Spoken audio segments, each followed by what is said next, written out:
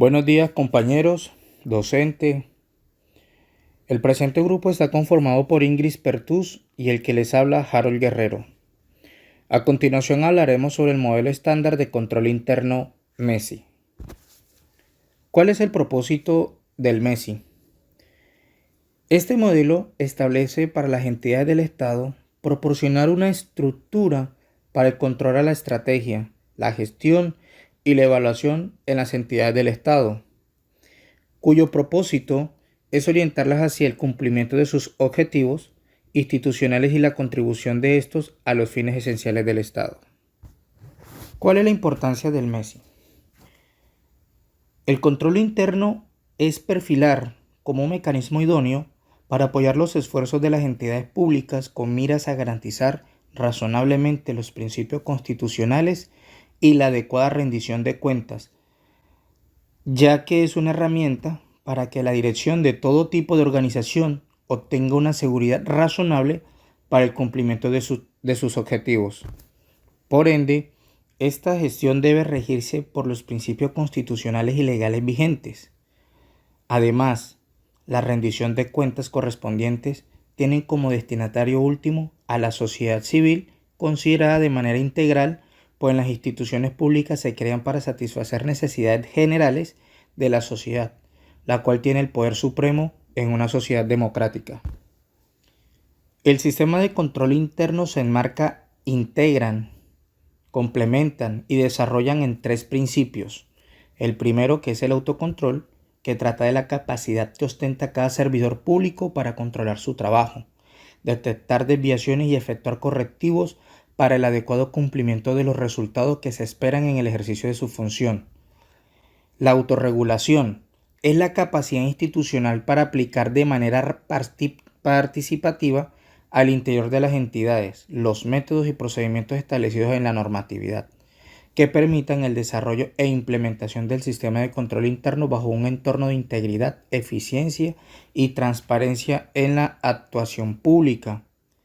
Y por último, la autogestión, que es la capacidad institucional de toda entidad pública para interpretar, coordinar, aplicar y evaluar de manera efectiva, eficiente y eficaz la función administrativa que le ha sido asignada por la Constitución, la ley y sus reglamentos. ¿Cuáles son los objetivos del modelo estándar de control interno? El primero, control de cumplimiento, que hace referencia a la legalidad. El control estratégico, que hace referencia a la planeación. El control de ejecución, que hace referencia a la operación. El control de evaluación, que hace referencia a la verificación. Y el control de información, que hace referencia a las comunicaciones. Análisis sobre el rol del auditor en las entidades del Estado. La tarea del auditor empieza con el análisis, la observación y la elección de la mejor opción. Cuando se realiza este proceso, de alguna manera se está auditando, ya que se está revisando, evaluando y controlando. El auditor en una entidad pública es un servidor que se caracteriza por ser un profesional capacitado, realiza su actividad con cuidado, diligencia profesional, independencia y por medio de las técnicas de verificación ocular, verbal, escrita, documental y física, a fin de obtener información competente y suficiente que le permite revisar y evaluar el sistema de control interno establecido en una entidad pública. El auditor público debe tener conocimiento en herramientas de gestión, trabajo en equipo, planificación, normativas legales, financieras contables y sistemas de información que le permiten elementos suficientes de juicio para la preparación de las auditorías.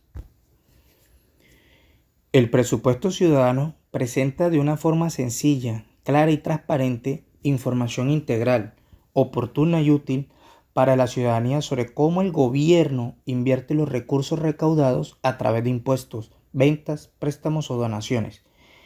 Esto ocurre dentro del marco del presupuesto general de la nación. Este documento incluye el detalle del destino de dichos recursos públicos, sus beneficiarios y los principales sectores y conceptos que componen el presupuesto en Colombia. ¿Cuáles son las expectativas económicas para el presente año? crecimiento económico del 4%, inflación del 3%, el PIB, Producto Interno Bruto, 1.116 billones de pesos, tasa de cambio promedio 3.129 pesos. Presupuesto de ingresos 2020. El presupuesto de rentas y recursos de capital contiene los ingresos totales del presupuesto general de la nación que provienen esencialmente de los impuestos que la sociedad paga y los que se obtienen de recursos de créditos.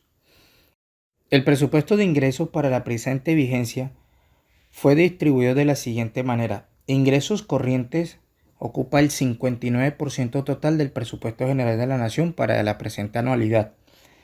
Los ingresos de capital ocupa el 30%, los establecimientos públicos el 6%, los fondos especiales el 4% y la renta para fiscal el 1%.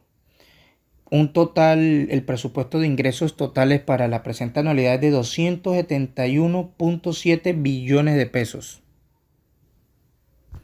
Presupuesto de gastos para la presente anualidad.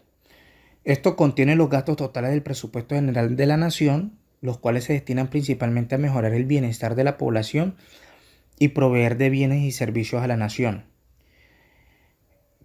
El 62% de este presupuesto para la presente vigencia lo ocupa el funcionamiento, le sigue el 20% que es la deuda y el 18% la inversión, para un total de 271.7 billones de pesos. ¿Cómo fue distribuido este presupuesto por sector? Ocupa el primer lugar el sector de la educación con el 20.3%. Le sigue el sector defensa con el 16.2%. La salud, 14.6%. Trabajo, el 14.5%. Y por último el sector de hacienda con el 7.2%. Análisis general. Existe el convencimiento de que una gestión presupuestal eficiente que canalice el uso de los recursos escasos hacia la satisfacción de las necesidades más urgentes y prioritarias de la población es un instrumento importante para combatir la corrupción, apoyar el crecimiento económico y la generación de empleo, y garantizar la sostenibilidad de las finanzas públicas en el largo plazo. La austeridad se convierte a partir de ahora en un instrumento de política pública y no en un artículo de la Ley Anual de Presupuesto, como se refleja en el proyecto de presupuesto para 2020. Para ello, mediante la Circular Presidencial número 09 de 2018, se establecen medidas para la optimización y eficiencia de las plantas de personal del Gobierno Nacional con el propósito de restringir o limitar la celebración de contratos de prestación de servicios en los casos en que exista personal de planta con capacidad para realizar las actividades que se planea contratar por esta modalidad. Esto es todo, compañeros. Muchas gracias por su atención.